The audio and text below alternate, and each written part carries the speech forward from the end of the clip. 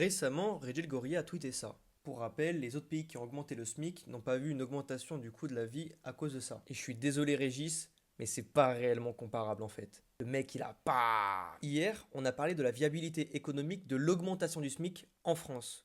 Mais aujourd'hui, on va regarder sa comparabilité entre les pays. Pour mesurer la pression d'un salaire minimum sur un pays, on va utiliser l'indice de Kate. C'est le salaire minimum par rapport au salaire médian. Un exemple concret sera plus parlant.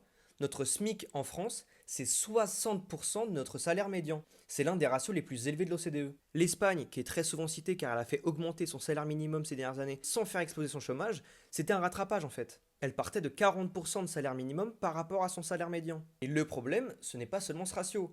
Quand tu augmentes le SMIC en France, ça ne concerne pas uniquement les personnes au SMIC, ça a un effet domino sur l'ensemble de la grille salariale. L'ouvrier qualifié qui gagnait 200 euros de plus que l'ouvrier au SMIC.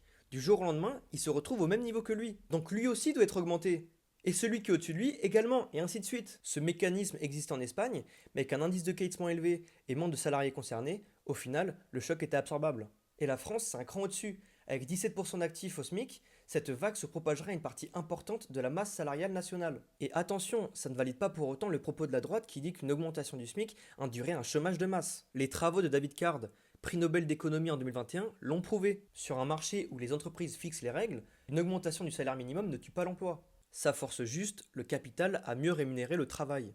Au final, Ridge a raison sur les points positifs pour les autres pays, mais ce n'est pas forcément un bon argument pour défendre l'augmentation du SMIC en France. C'est deux situations qui se ressemblent, mais qui sont structurellement incomparables.